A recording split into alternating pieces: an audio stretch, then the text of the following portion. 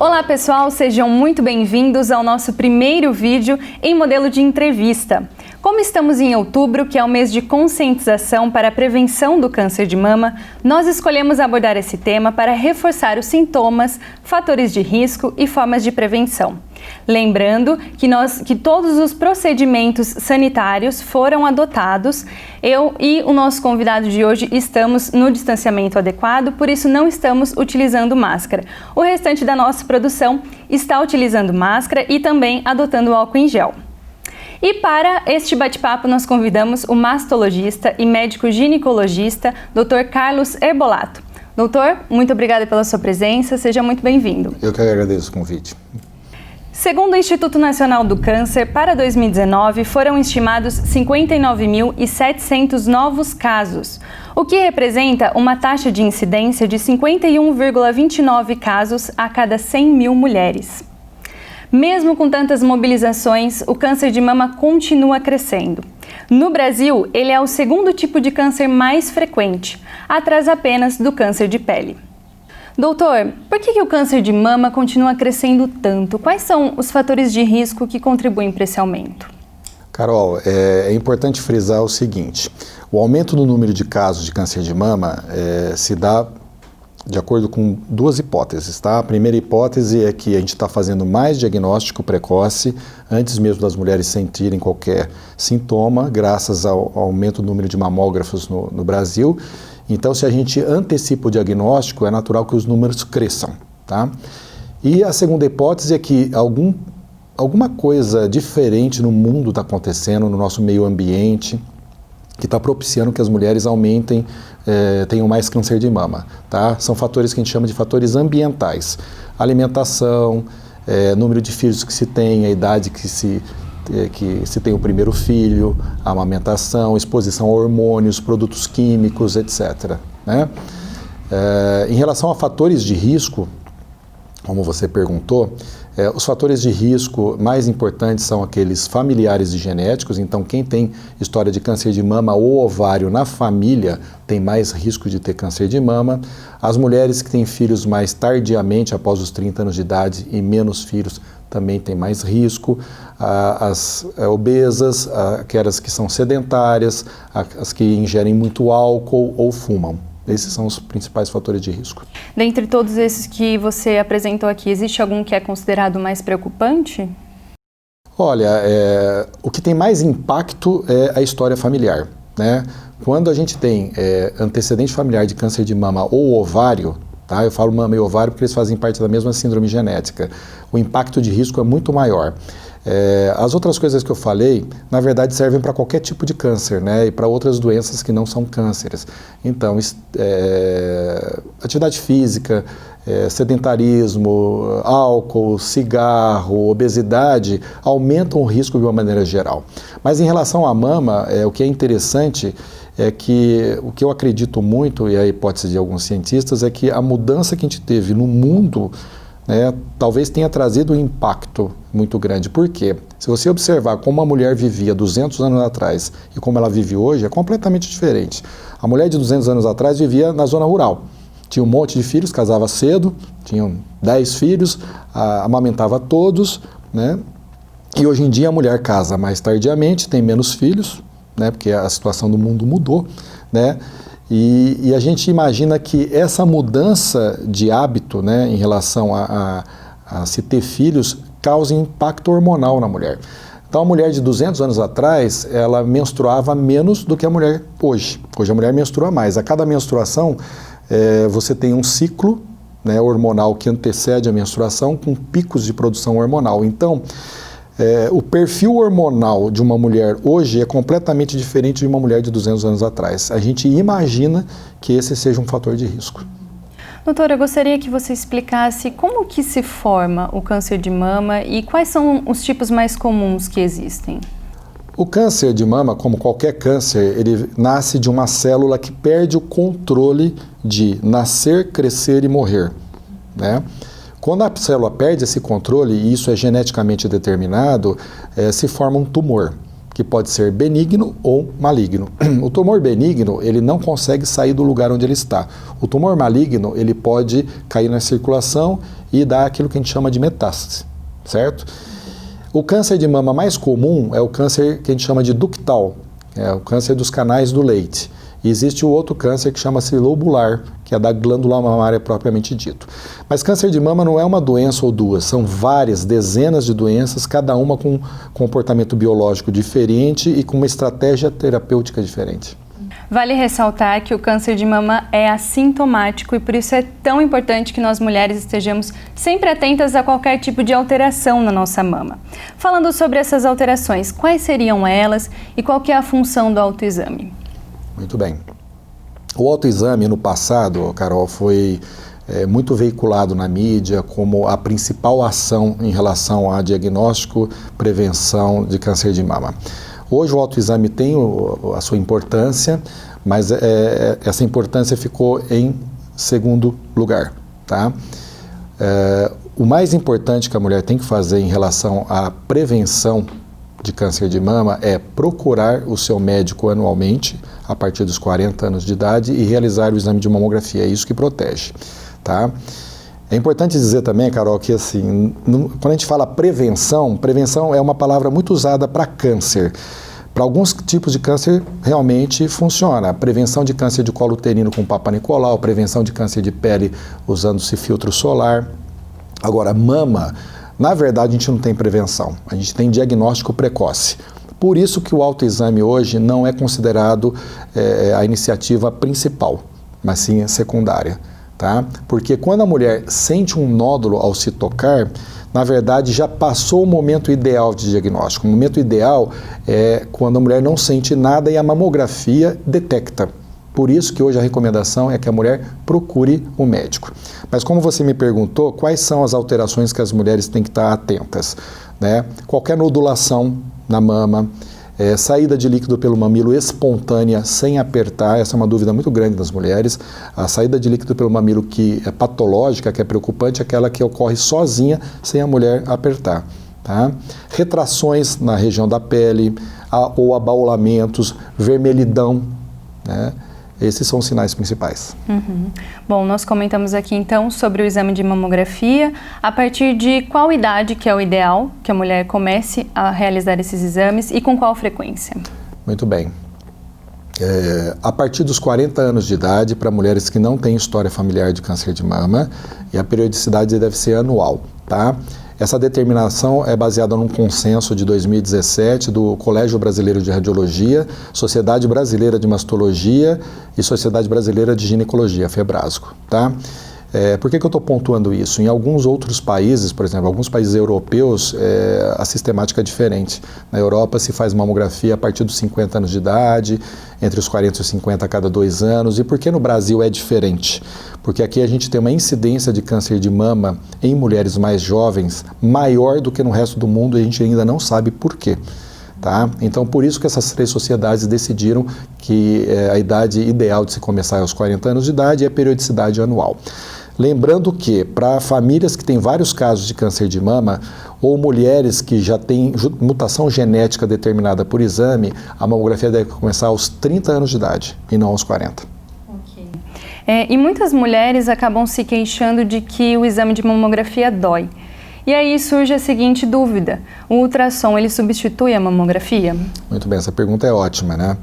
Porque aborda 2 situações que a gente vive muito no dia a dia, né? As mulheres reclamando do exame de mamografia, e realmente é um exame desconfortável, porque tem que se comprimir a mama, e eu vou te explicar por que tem que comprimir a mama, tá? Por que a gente tem que comprimir bem a mama durante o exame de mamografia? Primeiro porque, comprimindo bastante a mama, a dose de radiação para ser feito o exame diminui. Se você não comprime direito a mama, precisa de uma dose de radiação maior para atravessar a mama, né, e gerar a imagem. A outra coisa é que quando você comprime a mama, você espalha os tecidos e permite que consiga se ver algum nódulo que esteja escondido no meio dos tecidos. Quando você comprime a mama, a gordura separa da glândula parcialmente e isso possibilita a detecção de lesões cancerosas, tá? O ultrassom, ele não deve ser pensado como substituto da mamografia. Por quê?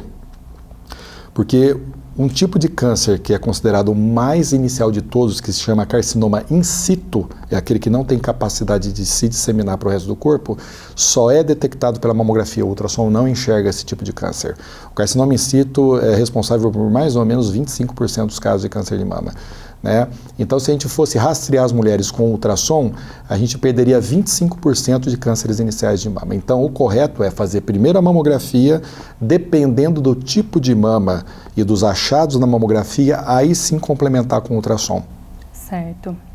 Doutor, falando agora sobre o autoexame que nós comentamos, existe uma idade ideal para se iniciar esse autoexame? Como que ele deve ser feito e com qual frequência? Como eu disse, o autoexame é uma ação secundária, mas não deixa de ser importante porque o autoexame ele gera conscientização nas mulheres, né? O autoexame para as mulheres que menstruam, ela deve ser feito após o término da menstruação, porque a mama não está tão endurecida, dolorosa, tá? O momento ideal de fazer exame é após o término da menstruação. Para as mulheres que não menstruam, a qualquer momento. A idade de se iniciar o autoexame é a idade em que a menina começa a ir ao ginecologista, né? Aí por volta dos entre 15 e 18 anos de idade, né? Mas é mais importante entre os 20 e os 30, tá? É mais importante entre os 20 e os 30. Inclusive, eu queria fazer um parênteses a respeito da pergunta anterior. A principal reclamação das mulheres é em relação à dor na hora de fazer mamografia. O melhor momento para se fazer mamografia nas mulheres que menstruam é após o término da menstruação, porque a mama está mais flácida e dói menos a compressão, tá? E alguns aparelhos hoje mais modernos já tem um compressor que a gente chama de compressor anatômico. Em vez de comprimir a mama assim, eles comprimem a mama em concha, né? Moldando o contorno da mama, tá? Então a tecnologia está avançando nesse sentido. E os nódulos, eles são muito comuns de aparecerem na região da mama e quando aparecem realmente preocupam muito as mulheres. Nesse caso, como que elas devem proceder? É necessário fazer uma biópsia? É importante frisar que assim, nem todo nódulo que a paciente sente necessariamente é um nódulo. É muito comum o paciente chegar com queixa de nódulo e a gente vai examinar, na verdade é um glóbulo de gordura ou um pedaço da mama, da glândula que está mais inchado, tá? E nem todo nódulo precisa ser biopsiado. Existem os nódulos que a gente chama de nódulos benignos, tá? Que tem aspecto claramente benigno. São os cistos, né, de líquido, os nódulos circunscritos benignos. Para isso a gente não precisa de biópsia. A gente pede biópsia quando o nódulo tem um aspecto suspeito, tá? Ou seja, ele é irregular, diferente de nódulo benigno, ou quando a gente tem um nódulo benigno que no seu acompanhamento ele cresce mais do que 20%. Essas são as indicações de biópsia. Certo. Doutor, aqueles nódulos que surgem próximo à axila, eles também podem indicar câncer de mama? Pode, mas é raro, tá? Certo. Existe um tipo de câncer que começa na região axilar que chama carcinoma oculto. Esse tipo de câncer, ele acontece na região dos linfonodos axilares, que a gente chama popularmente de íngua, e a gente não descobre foco na mama quando isso acontece, mas assim, é extremamente raro. Extremamente raro. Com relação à amamentação, o senhor já até discorreu um pouco sobre esse assunto, eu gostaria que o senhor falasse um pouco mais sobre as questões hormonais. Tá. Em relação à amamentação, existe uma ideia que já é consagrada no meio das mulheres, em que amamente porque isso protege contra câncer de mama. Na verdade, a amamentação em si não é o fator protetivo, né? O fator protetivo é você ter vários filhos e amamentá-los por pelo menos 1 ano, tá? Então, por quê? Porque isso gera um impacto hormonal na mulher. Se você tem 2 filhos após os 30 anos de idade e amamenta 1 ano cada filho, o teu risco de câncer de mama ele não é tão reduzido assim. Mas a mulher que começa a ter filhos a partir dos 18, 20 anos de idade, tem vários filhos e amamenta 1 ano cada um deles, essa sim tem um fator protetivo. Isso daí foi baseado num estudo chinês, mas a grande questão é a seguinte, a realidade nossa no mundo mudou. Não dá mais para casar aos 18, 20 anos de idade e ter 10 filhos. Né? Exatamente. Então, o perfil hormonal da mulher hoje mudou muito por conta disso. Né? Antigamente se tinha muitos filhos e hoje menos. Então a gente acredita que isso, como eu já disse, cause impacto em relação à gênese do câncer de mama. Em relação à questão hormonal, como você falou, tem duas outras coisas que eu gostaria de comentar. A primeira é em relação ao uso de anticoncepcional e câncer de mama. Tá?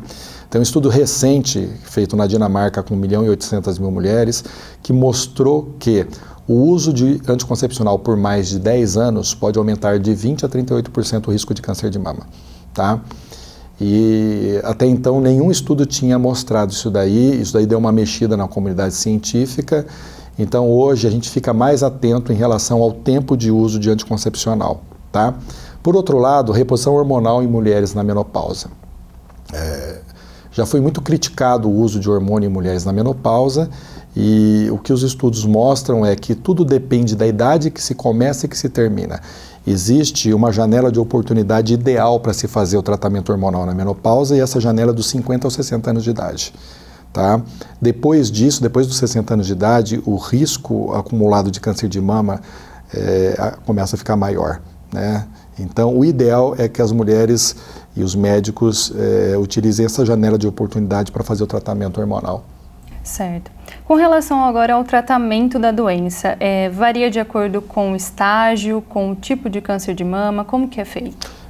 Essa pergunta é interessante, porque assim, câncer de mama não é uma doença só, são dezenas de tipos de doenças diferentes, com comportamento biológico totalmente diferente. Então, o mastologista, ele monta a estratégia terapêutica dele em relação ao câncer de mama baseado no quê? Tamanho do câncer, posicionamento do câncer na mama, relação entre o tamanho do nódulo de câncer e tamanho da mama, comprometimento axilar, né, pelo câncer de mama ou não.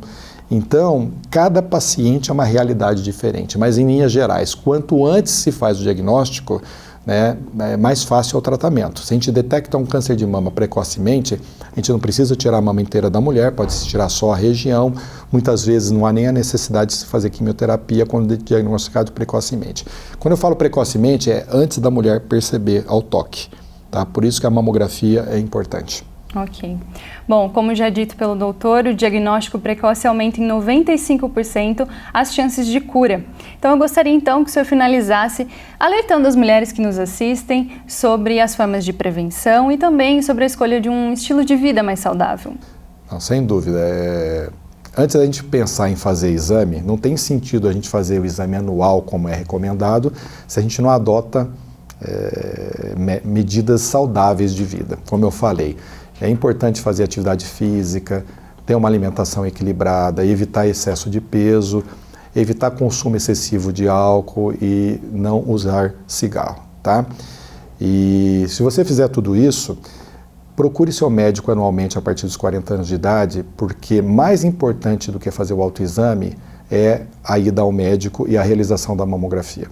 Agora nós vamos conhecer a história da Elaine Mendonça e da Mari Sabonge. Elas tiveram câncer de mama e hoje estão curadas. Agora elas ajudam outras mulheres a vencerem o tratamento.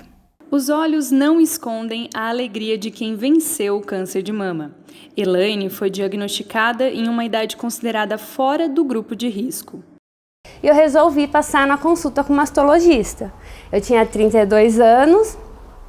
Achei que era cedo, mas como minha irmã já tinha passado por isso, eu resolvi fazer. A jovem foi surpreendida com os resultados do ultrassom e da mamografia. Os exames mostraram calcificação nas mamas, sendo necessárias uma ressonância magnética e uma biópsia. Eu fiz a biópsia. Quando chegou o resultado da biópsia, eu não esqueço, era 7 de abril, passei na consulta. E o Dr. Carlos falou, vai ter que fazer quimioterapia. Elaine imaginava um tratamento menos agressivo e sem a necessidade de quimioterapia, como aconteceu com a irmã dela. Mas, infelizmente, essa não foi a notícia.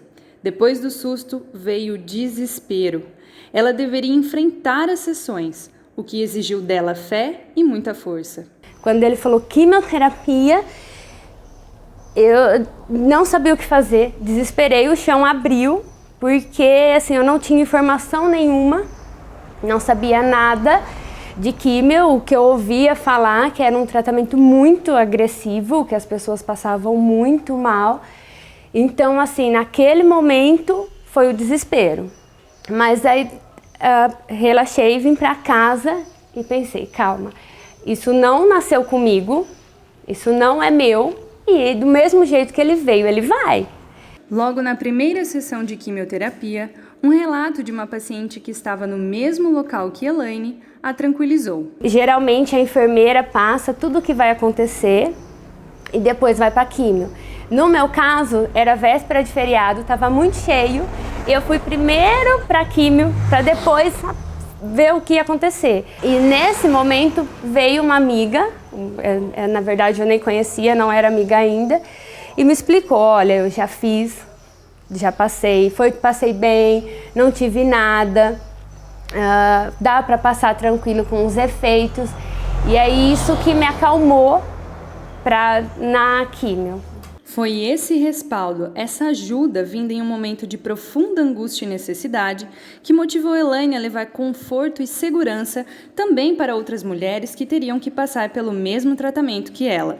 Surgia aí a ideia de criar um grupo para reunir depoimentos e trocar informações. Convidei algumas amigas que eu já conversava para um café em casa, mas quando elas chegaram eu já avisei, falei, ó, foi segundo as intenções. Quero montar, expliquei todos os projetos que eu queria, elas toparam na hora e começou dia 1º de junho de 2019. E é aqui, na casa da Elaine, onde o grupo se reúne para conhecer as novas integrantes e para compartilhar experiências. O projeto é recente, mas já trouxe muito carinho e esperança para quem vivencia o tratamento. Aí o objetivo do grupo é justamente esse, ajudar, informar. A gente sabe aonde que tem um lenço para comprar, que é difícil de achar. Eu estou sentindo isso, o que é isso? Não, é normal, isso é da quimio, né? Hoje são 23 mulheres que participam das reuniões. 5 delas possuem outros tipos de cânceres e uma, que não teve o diagnóstico, é considerada a conselheira do grupo. O projeto recebeu o nome de Coração Alegre e a cada dia confirma ainda mais o ditado "A união faz a força". O título ainda sugere uma outra interpretação para a pesada sigla CA. De câncer, as letras passam a representar o coração alegre. O nome de Coração Alegre porque é o CA, né? A gente fala o CA de mama, e então eu quis fazer uma jogadinha e colocar o Coração Alegre, porque eu acho que é assim que a gente tem que enfrentar a doença, com o coração alegre. O grupo foi crescendo e ganhando novas integrantes. Mari é uma delas. Conheci Elaine há bastante tempo e foi convidada para as reuniões logo depois de receber o diagnóstico. Para mim fez muita diferença, porque assim, eu só tenho filho homens, então na minha casa é só eu de mulher. E eu não poderia passar para eles o que eu estava sentindo, as minhas dúvidas, porque eles não iam entender. Então, o que acontecia? Eu perguntava no grupo, meninas, hoje eu tô assim, é normal? Ou ontem eu já estava diferente. Então, para mim, o apoio do grupo foi muito bom. Juntas, elas compartilham várias de suas dúvidas e expectativas. No grupo, as pacientes encontram forças para vencer o medo e, em muitas das vezes, o preconceito ocasionado pelos efeitos da quimioterapia. As pessoas te olham diferente. As pessoas te olham com pena, com muita dó, sabe? Então aquilo me doía, porque as pessoas não olhavam para mim falando assim, nossa, ela está se tratando. Não, era com dó. E eu sempre pensei assim, que a gente não é digno de dó. E nunca perguntar por que aconteceu isso. Então eu nunca me perguntei, eu nunca chorei também. Porque eu me fortaleci, sinceramente. E eu me sentia cada dia me apegando mais a Deus, eu conversava muito com Deus. E a quimio é difícil, ela te dá muito assim, tem dias que você pensa que você vai desanimar. Mas aí você fala assim, Deus, me segura na minha mão, e eu tinha que dar força para minha família. Porque eu percebia que o mais que sofreu com o meu tratamento foi meu esposo. Então eu tinha que ser firme. E eu pedia para Deus, e Ele me ajudou muito. Me ajudou muito mesmo. Mesmo diante de tantos desafios, muitos são os aprendizados de quem venceu a doença. Elaine alerta sobre a importância da mamografia para o diagnóstico precoce e deixa um convite para quem busca companheirismo e carinho durante o tratamento. Para quem está saudável, eu falo, o autoexame é muito importante, sim, mas no meu caso foi só ultrassom e mamografia. Então eu costumo falar sempre, não adianta só o autoexame, faça a mamografia e ultrassom, porque o meu caso não teria descoberto com o autoexame. Então faça todo ano mamografia e ultrassom. E para você que já tem esse diagnóstico, já teve, ou já passou, ou está passando, eu gostaria de fazer um convite que venha participar do nosso grupo. A gente tem muito a contribuir, a ajuda, o depoimento seu é muito importante para quem vai iniciar esse tratamento. Então o Coração Alegre está mais alegre que nunca e aberto a todas que querem participar, ou câncer de mama, ou qualquer tipo que passou pelos tratamentos, vai passar, está passando, venha fazer parte com a gente. Histórias de superação sempre nos emocionam. O Dr. Carlos, que já tem uma longa trajetória dentro da mastologia, não é mesmo, doutor? Quantos anos? São 25 anos, 25 destes 20 aqui em São Carlos de Descalvado. Uhum. E nesse período o senhor já deve ter vivenciado muitas histórias mesmo de superação, não é mesmo? Sem dúvida, graças a Deus, a grande maioria são histórias de superação. Inclusive eu tive uma história dentro da minha família, né? Minha esposa teve câncer de mama 2 anos atrás, aos 45 anos de idade, diagnosticado pela mamografia, sem qualquer sintoma. E ela está ótima. Graças a Deus. Dr. Carlos, eu quero agradecer por o senhor ter contribuído com seus conhecimentos e por ter aceitado o nosso convite. Foi um prazer recebê-lo aqui na Crede Iguaçu. Eu que agradeço. Fiquei feliz em vir aqui. Muito obrigada. Em nome do Cicobi Crede Iguaçu, nós queremos agradecer a você que nos acompanhou até aqui. Compartilhe esse vídeo nas suas redes sociais e nos ajude a conscientizar.